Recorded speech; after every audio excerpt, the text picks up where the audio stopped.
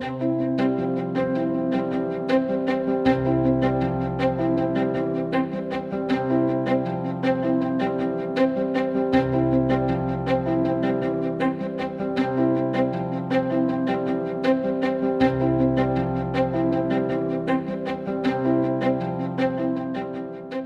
name is Samantha Stickley. I teach 7th grade science, which is, at our school is an integrated program. Something that I value is that the process that we use is really student-driven. We're teaching our students to become critical thinkers. In science, the whole body, what we call it, is our system, and we've used this word before. This is, the whole body is going to be our system. And we figured out, where do we think McKenna's problem is within her body? Where's her problem? Small intestine. Before we got to the small intestines though, where did we think that she had a problem? The digestive system. What do you guys think about that? Okay, so from the body, we would move to our digestive system. What we teach them is applicable to the real world. So it's not just about the science that they're learning. It's about, how can I take what I'm learning here? How does it apply to my real life? And how can I use the skills that I'm doing in our classroom for my future ready self? Currently, I'm teaching a unit called McKenna. McKenna is about a little girl and she's sick. There's something wrong with her, and the students have become doctors and they're trying to figure out what is wrong with McKenna. We've read a doctor's note and we figured out that she has some symptoms that start right away, and then later on more symptoms come. The students have figured out that there's a problem with her digestive system, and so that's where we're really doing a deep dive right now, is what is wrong with McKenna's digestive system. The learning goal is that the students will figure out that the villi, which are part of the small intestines, absorb food molecules, that the higher the villi, the higher the absorption of food molecules, the lower the villi, the lower the absorption of food molecules. For this lesson, it's essential that I help the students to first begin to map out the body. So we're really talking about the levels of organization so that the students can figure out where we are within the body. Then we zoomed in even closer, and Maddie, you told us, you said her problem was really in the Small intestine. What do you get? Yeah, so from there, we moved into the small intestine. And we know, based on our vocabulary wall over here, that the small intestines is an organ.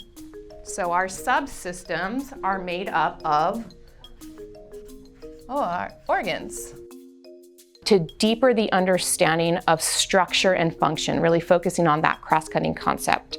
And then also having the students to define in their own words what tissue and cells are prior to me giving them that academic vocabulary, which is different from what we used to do in the past. This method of teaching is very different from what we used to do in the past. It's letting go, it's like release. From the teacher's perspective, but knowing that our kids can do it. It's that asset-based viewpoint that we have of our students rather than talking from a deficit view, and knowing that it's, when we say all means all. You guys asked to look at the villi, so here's the villi. And you want to see it in color, take a look at the board. Here it is in color too. I'm going to give you about 1 minute and 30 seconds to, on your own, make notice and wonders in your notebooks. A way that I help to support learners of different needs is allowing the students to show me what they know in a variety of methods. The students really work to teach each other the content. So it's, rather than me saying you're wrong or no you don't know the answer, it's the students working together with the ideas that they have. What are you able to tell about the function of these structures? Kind of talk with your group members.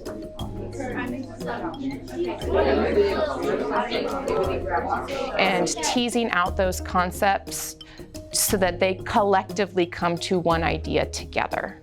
I let the students use their native language, their own words, in order to explain what's happening, rather than focusing on the use of academic vocabulary. We draw pictures to show what is happening so that it's not just in words, but it's also viewed, the concepts are viewed in several different ways. Some things that I hope teachers see as they're watching these lessons are the questioning strategies that are being used. Rather than me telling the students the answers, it's how do I help the students to hear each other? We can also compare them to see where the problem is in McKenna's villi. That's something a lot of agreement. If she has celiac disease, that would mean they'd be flattened more, so it wouldn't catch as many food molecules, which would explain why she has excess food molecules when we get to her large intestine. We need like a microscope to see them, so we were thinking we could look at her small intestine. So that the ideas are really developed together, and it's not one student.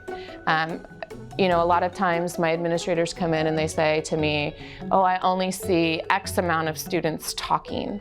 I think that with this new curriculum, it's not just about them talking, but it's also about the nonverbal communication that's being used. I use hand signals in my classroom. You know, we agree, we disagree, we can build, we can paraphrase. So those students who are naturally shy within the classroom, we give them the opportunity to show that I'm here, that I'm listening through those hand signals, and I think that that's an important thing to see as well. We never experience teaching like this as teachers.